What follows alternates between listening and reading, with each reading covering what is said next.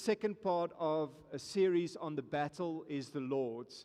And this was really just brought on by what I sensed the Lord was prompting, in that many of us are facing battles, whether internal or external, facing struggles and maybe conflict even in relationships that you may have been trying to fight on a physical level. And you might have been throwing physical solutions at, but God wants you to still yourself and to recognize and to listen to His voice and to get a heavenly strategy for the things that you battle with in this moment. And last week we spent some time looking at Israel as they just left Egypt. They were just sort of at the edge of the Red Sea, nowhere to go, and Pharaoh was chasing after them. And I want to read again what Moses says to them in Exodus 14. He says, "Do not be afraid, stand firm, and you will see the deliverance the Lord will bring you today. The Lord will fight for you. You need only to be still." I mean, in a moment of panic, in a moment of absolute despair, they didn't know which way to go. This is God's word to them in that moment. And the strategy God gives Moses, He says, raise up your staff, raise up your hands towards the sea, and it will part, and you will walk through on dry ground. Do you know God's strategy, God's battle plan for you this morning? I don't know what you might be facing. Maybe there's an internal battle, and a battle with sin, a battle with an addiction, a battle with depression or fear or anxiety. We all battle different things eternally. Maybe it's a battle with physical ailments or sicknesses. What are you struggling with? Perhaps you've been battling with doubt, self-doubt and fear, perhaps doubting God. And that's your struggle. You know what it is. But maybe it's not internal, maybe it's external. Maybe it's people in your life, colleagues at work, or situations, clients not paying you, or employees, causing trouble. Or maybe it's that you're faced with corruption in government circles or something like that, right? Maybe it's that you're being persecuted or you're being rejected because you're standing up for what's right. Or perhaps it's just family drama. Maybe it's conflict in friendships or in relationships. And there doesn't seem to be a breakthrough. Battles like these, you might not be in one now, but I can guarantee you, almost certainly, every one of us will face some form of internal or external battle this year. And God really wants us to learn to fight the battle according to His battle plans. And this is what Israel had to learn. Israel had to discover that God is the God who fights for us. Amen? And as Romans 8:31 says, if God is for us, who can be against us? And so this is what I want to talk about today as we get a little bit deeper into this topic, God's battle strategy. The first point I want to make is this: we need to see beyond the physical battle. We need to see beyond the physical battle. You see, what Israel was looking at is they were just looking at Pharaoh and his Egyptian army. They saw horsemen and chariots and soldiers. That's all they saw. And behind them they had an ocean dividing or blocking them. They saw no way out, and they saw the attack coming their way. But God saw something completely different. And this is what I sense the Lord put on my heart, is that we need to learn to see things from God's perspective. We need to learn to look with eyes of faith at our situation, at our struggle, at our battle. As Paul says in 2 Corinthians 5:7, he says, we walk by faith and not by sight. It's not just a physical thing, because we tend to get stuck on the physical. We see what's happening right in front of us. We live with the pain inside of us, right? We wrestle with the conflict every day, but there's often a lot more going on, and God wants us to see beyond just the physical. As His battle strategy, His battle plan often involves first something in the supernatural, which will then have an outcome in the physical. As Zechariah 4:6 says, not by might nor by power, but by my Spirit, declares the Lord. Are you trying to fight earthly battles, physical problems, conflict situations in an earthly way when God is actually asking you to be still and to get His battle strategy for your life? Is there something that you've been trying to throw human solutions at, and God's just waiting for you to be still and to listen, because He's got something, a heavenly solution for you? You need to start looking beyond the physical. You see, when we think of battles and we think of struggles, we immediately react and we respond to what we see in the physical. But we need to learn to become like David. David saw beyond just what was happening right in front of him. You see, the Israelite army saw Goliath, this Philistine giant. He'd been a soldier from birth. They saw this massive guy with massive weapons, and they shook in their boots. They were so fearful. David, on the other hand, sees things differently. Look at what he says in 1 Samuel 17, verse 45. Then David said to the Philistine, "You come to me with a sword and with a spear and with a javelin." Physical, right? Physical weapons. "But I come to you in the name of the Lord of hosts, the God of the armies of Israel, whom you have defied." Do you see the perspective shift? He says, you've come with those physical weapons, and so actually have the Israelite army, because that's all they know, and perhaps that's all you know. You just know how to fix problems in your own natural way. Well, God is saying, no, it's time to approach the battle from a spiritual standpoint. And He says, I've come in the name of the Lord.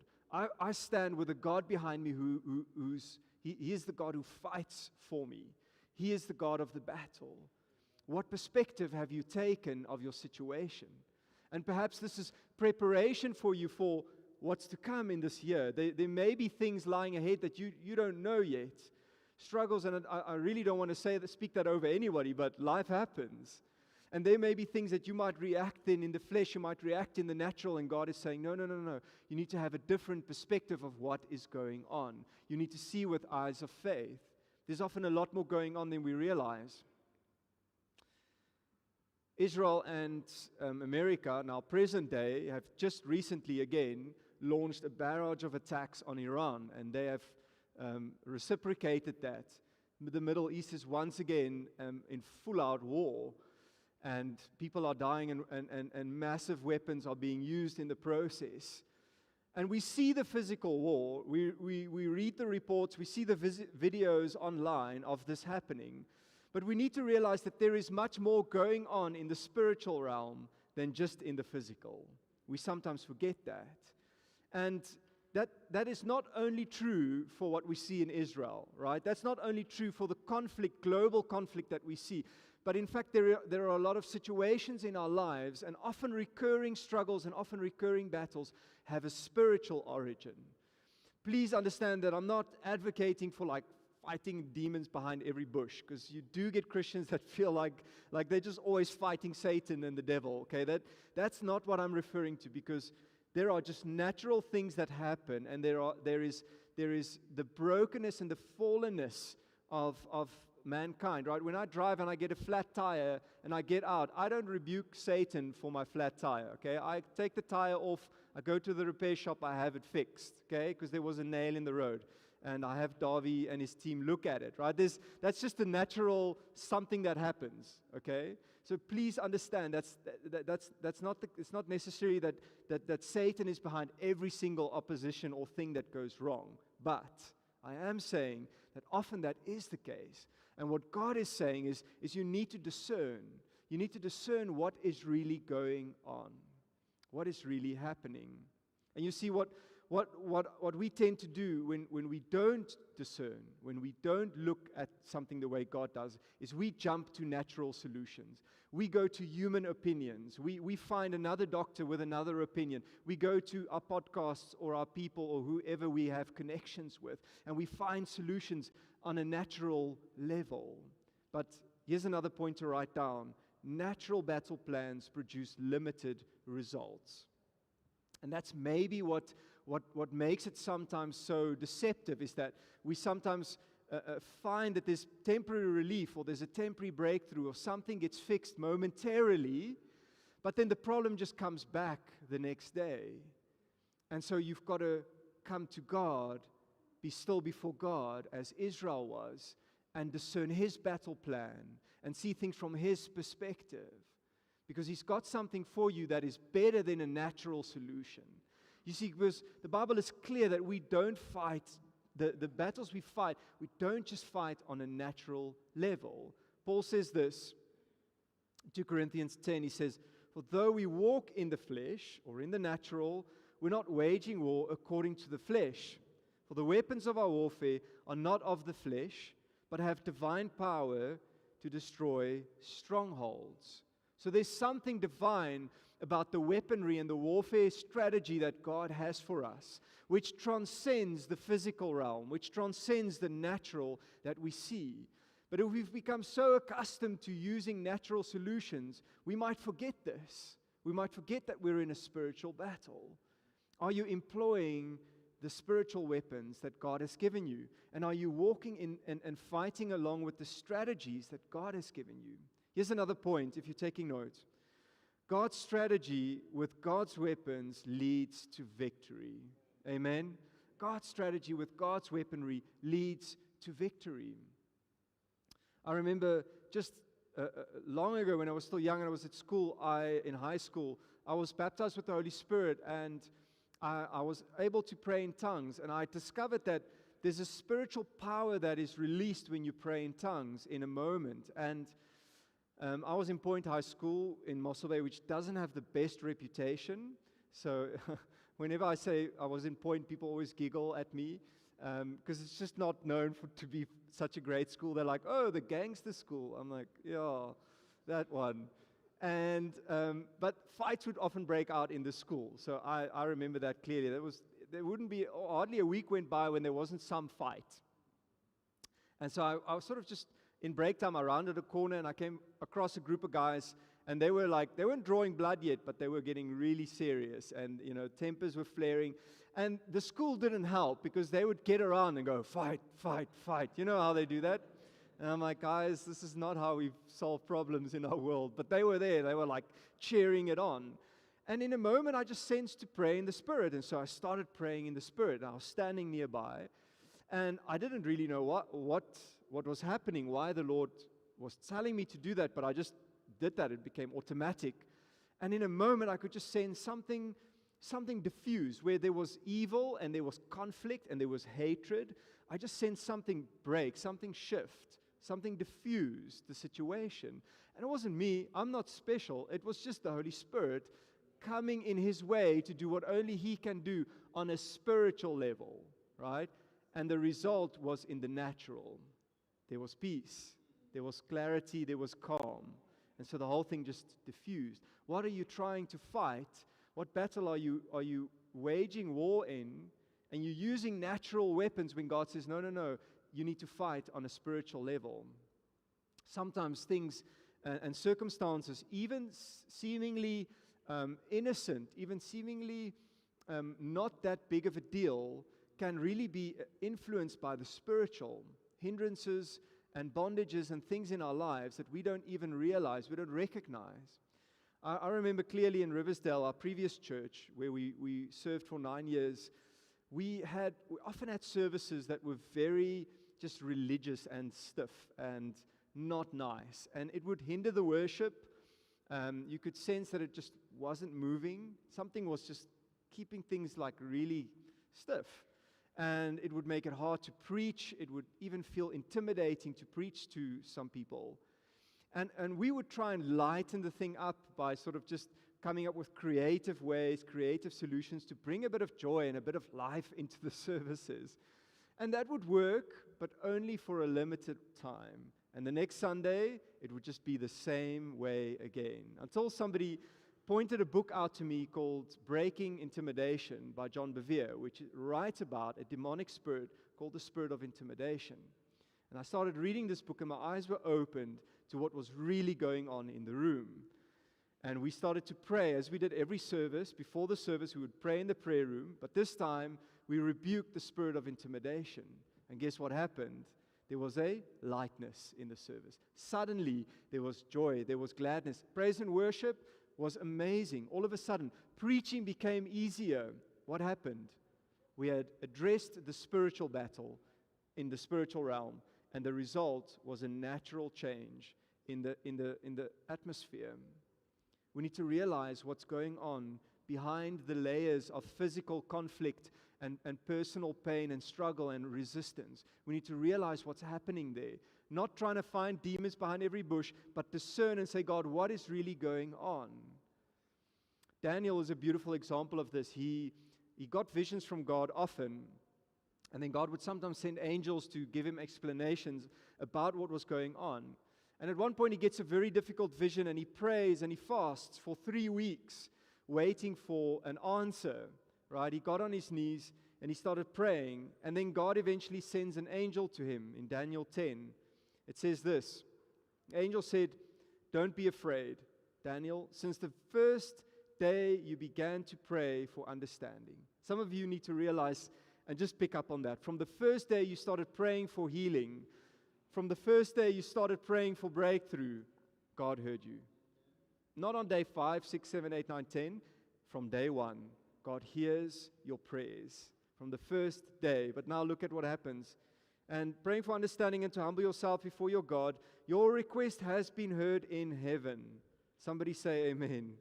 I have come in answer to your prayer. But for 21 days, 3 weeks, that was the time he prayed and fasted, the spirit prince of the kingdom of Persia blocked my way. Just imagine there's this cosmic battle happening up there. Probably Gabriel that was coming down, some scholars believe, and there was the spirit prince, this principality, this demonic force that was keeping him from going down and giving that message to Daniel. Something tells me that was an important message. And then it says, then Michael, one of the archangels, came to help me. How cool is that? And I left him there with the spirit prince of the kingdom of Persia. Clearly Michael could handle it. He is the warring archangel. There was this cosmic battle, and God just sends, like, you can just picture, like in the Marvel movie, some guy with a cape and a beam of light behind him and a massive sword from heaven to come and help Gabriel, all right? Maybe I've got a vivid imagination, but I think it was something like that, right? Something was going on up there, some cosmic battle. God takes care of it, and Gabriel's able to come through and give Daniel the message. And then he says, now I'm here to explain what will happen to your people in the future, for this vision concerns the time yet to come. Something was important about that message. And maybe you've stopped praying at some point. Maybe you've stopped engaging in the battle because nothing was happening. For all you know, there's some massive battle happening in the heavenly realms. And you just need to keep praying a little bit longer because Michael is on his way. Right? God is about to bring something. He's about to send some sort of breakthrough. But because we can't see that, and because we're so set on the natural and fixed on what's happening around us all the time, and we get so embroiled and we overthink things in our minds, we miss that. God's saying, no. Get my battle strategy for you. Discern what I want you to do. You see, we need to, if you're writing down, we need to discern God's battle plan for each situation. God told Moses to raise his staff, told Israel to be still, right? But he told Daniel to get on his knees and pray. Every situation requires a different battle strategy. You need to discern from God. God sent me a book to read. It's going to look different, but you need to discern, God, what is your battle strategy for the problem that I'm facing right now? For the clients that aren't paying me, for the conflict in my family, for my marriage problem, for my health issue, for whatever the battle is that you're facing, for the depression that you're wrestling with. Is to say, God, what is your battle strategy for me? Discern from God. And before I discern from people, yes, we need counsel, and God will use good counsel. But before I run to another opinion, before I run to another podcast or another book or ChatGPT these days or whatever, right? Before I go to worldly solutions, to say, God, I want to press in and hear from you. And I want to keep hearing from you. I want to keep pressing in, keep trusting until I know what your plan is for me. I found a very good illustration the other day about hearing the voice of God, which is sometimes difficult for people. We find it's hard to hear the voice of God, and so when we don't hear Him, we rather give up and we rather call a friend, speak to a spiritual person or a leader or somebody, small group leader. Won't you hear God for me on my behalf? Because I can't seem to hear Him. But it's something that takes practice. And the analogy that this person used was so striking because he said it's like coffee. If you've ever bought a good coffee, a specialty coffee, I'm not talking about re-coffee. That's not. There's no flavor profile on the tin. When you're buying a specialty, artisanal, specially roasted coffee, it will have on the back a flavor profile. It will tell you that there's notes of chocolate and cherry and this and that and cedar wood and karoo grass after the rain in the summer, something random. It'll always be like these really arbitrary things that you think, how did they even find that? But somehow they roasted it, and there's this flavor profile. Wine also has it. And sometimes you taste the coffee and you think, I have no idea. I didn't taste any of those things. But the analogy went further, and the guy said is that as he kept on making this coffee, kept brewing it, kept doing it the right way, kept tasting it, he began to taste the notes of chocolate. He began to taste the hints of this and that. And he began to discover the flavor profile, but it came by frequent practice, by frequent use. And what we need to do is to frequently withdraw into the silence and the stillness of our inner room, and to be still in the presence of God, to frequently withdraw and to tune our ears to the voice of God for our battle strategy. But for more than that, but just to hear the voice of God, to say, God, what is your solution for this issue, for this problem? Jesus understood that, and he lived with this insight. He was able to even identify when there was deception disguised as flattery, or when there was a sort of a falsehood disguised as a nice saying or a nice question. Jesus was able to see straight through that. And that's the kind of discernment that we need. An example of this is when Jesus starts telling his disciples, look guys, I'm going to be arrested and then I'm going to be crucified, but on the third day I'll rise again. So he's telling them probably the worst news they could ever hear. And Simon Peter, who's the impulsive one, speaks up.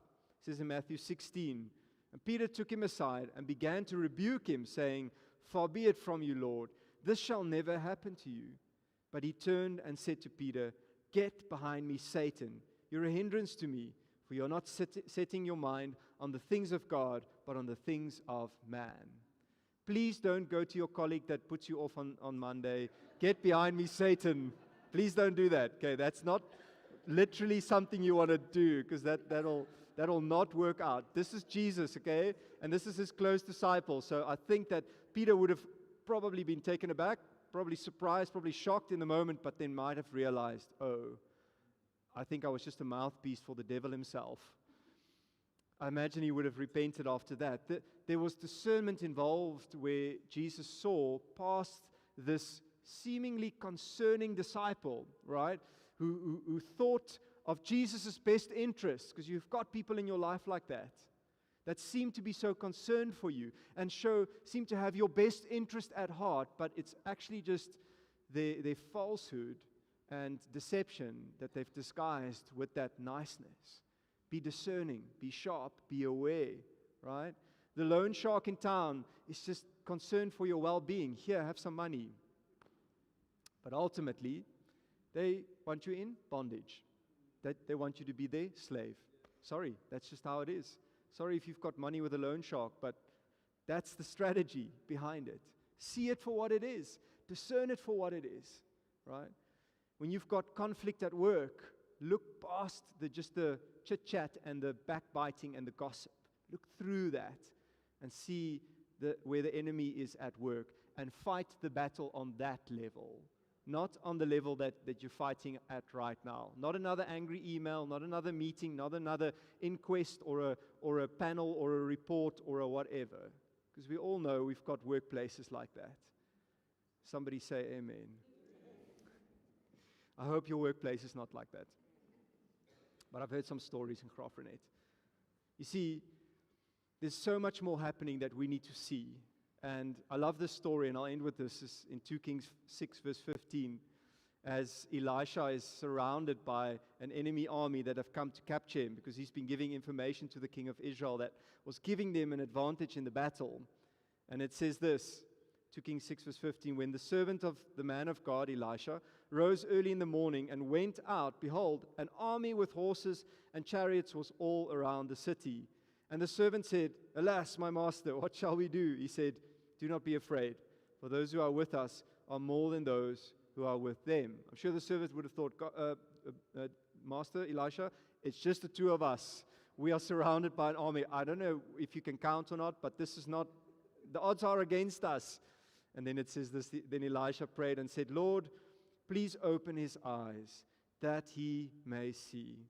So the Lord opened the eyes of the young man, and he saw. And behold, the mountain was full of horses and chariots of fire all around Elisha. Imagine the surprise. Imagine the shock. Imagine the whoa, right? Suddenly, you can imagine him experiencing the same peace and calm that Elisha had, the same tranquility, the same faith that Elisha had. Here's what we need to do. Ask God to open your eyes and reveal his battle plan to you. Ask him to open your eyes so that you can see where the battle is really happening. Ask him to open your eyes so that you can see that he's fighting for you, that his chariots are all around you, his army of fire, that there is something more going on sometimes than you realize. Stand with me as we pray.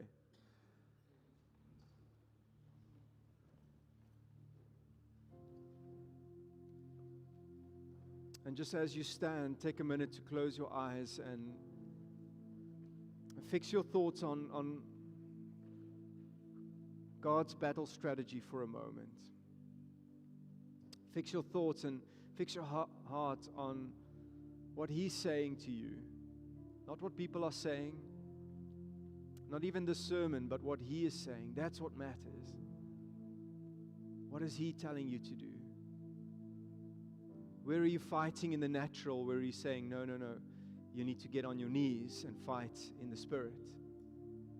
And just pray, God, open my eyes. May I see like Elisha's servant. God, open my eyes and give me insight into my situation.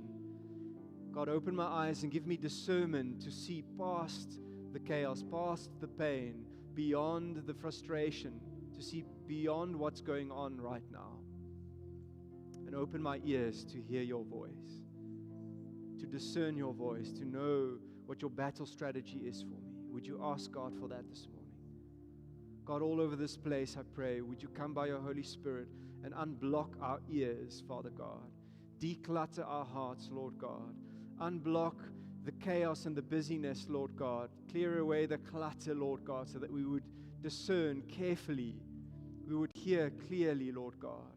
We would have your understanding for the situation. Would you ask God for that this morning? For your situation, whether internal battles or external, you need to ask him that this morning. And you need to trust him for the solution. And keep praying and keep pressing in. God, we will diligently seek your face as Daniel did. We will diligently cry out to you and pray. We will trust you with the battle, God. We will stop trusting in our own devices. We will put our faith in you completely. We believe and we declare that you are the God of the battle and that you fight for us. And if you are for us, who can be against us? We declare that it's not by might nor by power, but by your Spirit. We declare that in faith this morning. We stand together as a church family, Lord, knowing that there's a lot more going on that we don't understand, but you understand. We declare that you are the God who understands what's going on around us. And we trust you this morning. And we surrender our battles to you this morning. Would you surrender your battle to him? Let him have it. Thank you, Jesus. I want to extend an invitation to anyone here this morning. If you're here today but you don't know Jesus personally in a personal relationship, but you know that something's missing in your life, you know that your sin stands in the way, and maybe you've been living life on your own terms this morning. The gospel gives us an invitation to put our faith in Jesus Christ because he died on the cross for our sins. And as we believe in him, as we trust him, we can be saved. We can receive eternal life, and we can be transformed here on earth. Our lives can be made new, a fresh start. You may be here this morning, you know deep down your life is not right with God. Tomorrow you might not be here anymore. Do you know where you'll go if you pass away tomorrow? Do you know where your future is eternally? come and be made right with God this morning. If you want to be included in a prayer and you want to give your life to Jesus for the first time, I want you to do something bold and raise your hand right now so I can pray with you. Just going to pray a simple salvation prayer, but I just want to get an indication. If you raise your hand so we can pray together. Thank you so much. Church, let's pray this prayer together. Dear Lord Jesus, thank you that you love me. Thank you for dying on the cross for me. I know that I'm a sinner. Please forgive me. I repent of my old ways. Make me new. Fill me with your Holy Spirit and teach me to follow you. Thank you for what you did for me. I trust you. I make you my Lord and Savior. In Jesus' name, amen. Amen. Thank you so much for raising your hand. If that was you today, took some boldness.